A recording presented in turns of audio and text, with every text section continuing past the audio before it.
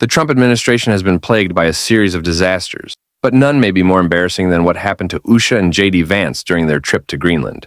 What began as a rough situation quickly escalated, and it ended in a way that's almost unimaginable in its level of humiliation for them. We'll dive into everything. How not only were they embarrassed upon arrival, but how J.D. Vance's press conference in Greenland made things even worse when he was confronted with unexpected issues. Before we get into all that, though, please take a moment to like this video, and if you enjoy the channel, consider subscribing. It really helps and means a lot. Now, before we break down that press conference and their landing experience, let's start with where it all began, with this clip from Vance. Hey guys, it's J.D. Vance, the Vice President, and you know there was so much excitement around Usha's visit to Greenland this Friday that I decided that I didn't want her to have all that fun by herself, and so I'm going to join her.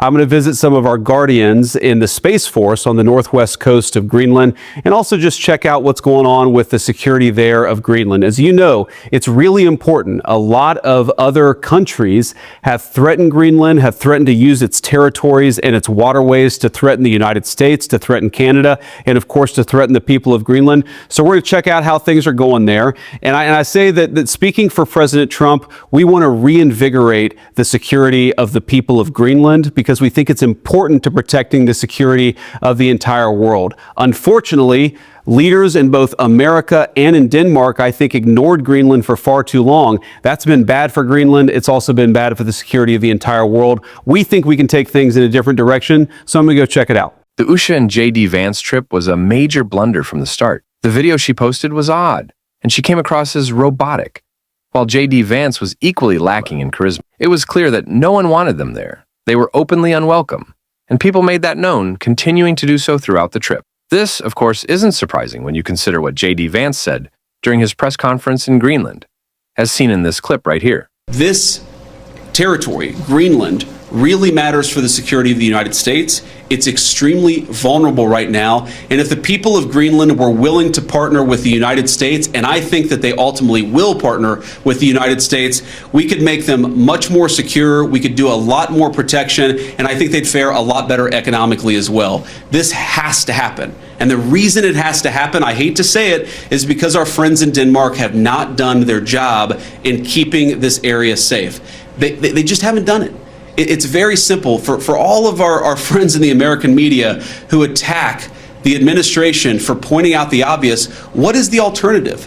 To give up the North Atlantic, to give up the Arctic to China, to Russia, and to other regimes that don't have the best interest of the American people at heart? We have no other option. We need to take a significant position in Greenland to keep the people here safe, but to keep our own country safe too. The argument Vance makes, which we also hear from Trump and MAGA supporters, about Greenland's importance to national security, raises a few points. First off, if you truly cared about national security, you wouldn't be using Signal to discuss military plans. If national security was truly a priority, people like Pete Hegseth, Mike Waltz, and Tulsi Gabbard wouldn't even have jobs. Furthermore, if you're looking to strategically acquire or support a piece of land, what about Ukraine? The whole point of the Greenland argument is its strategic location, making it an important asset against Russian and Chinese influence. But Ukraine is right next to Russia. Wouldn't it be more strategically important to ally with or support Ukraine? I can't even begin to understand the arguments they're trying to make, especially the one J.D. Vance put forward for Pete Hegseth here. And now the same American media that covered for the Biden administration after the untimely death and the unnecessary death of 13 brave Americans is really interested in forcing the President of the United States to fire someone because of a Signal chat. That is not honest behavior from the American media. And if you think you're going to force the President of the United States to fire anybody, you've got another thing coming. President Trump has said it on Monday, on Tuesday, on Wednesday, on Thursday, and I'm the Vice President saying it here on Friday. We are standing behind our entire national security team. It always seems to come back to this, doesn't it? Blaming the media and somehow Joe Biden, along with Pete Hegseth, leaking our military plans. He's texting the most sensitive, classified information, putting American troops in danger, and risking all of our safety. And it's the media's fault? It's just absurd, especially when we can actually see the texts and chats. One of those is exactly what J.D. Vance was confronted with. His harsh criticism of Donald Trump's intelligence, as seen right here. John Parkinson with ABC News. Thanks for bringing us along on this historic trip. I wanted to ask you about last week's news with the Atlantic. We've had a couple questions on Greenland. I feel like you've answered that. But I did want to ask, did you express your concerns to the president that you were opposed to the Houthi strike?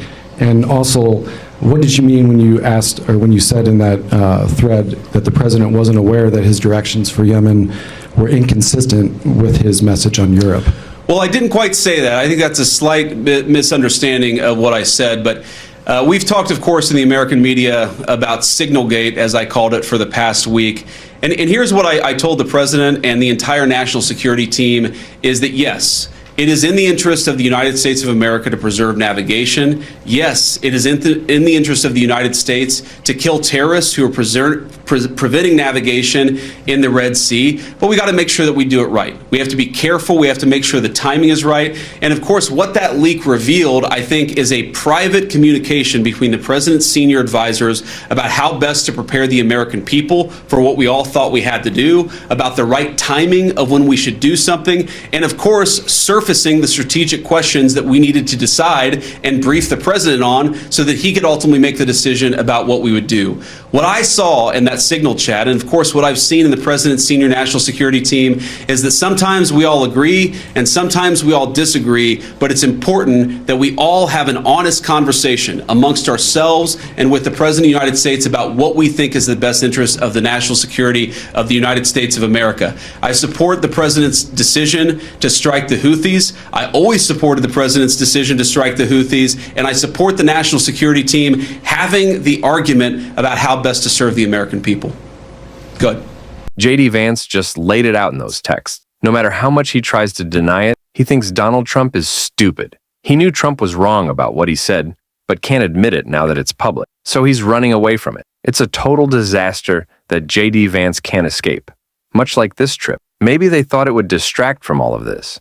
But I don't know why anyone would think embarrassing yourself, your wife, and your children would be a good way to deflect from the embarrassment that's already happening. And of course, the embarrassment didn't stop there. Just take a look at what happened when JD and Usha Vance arrived in Greenland.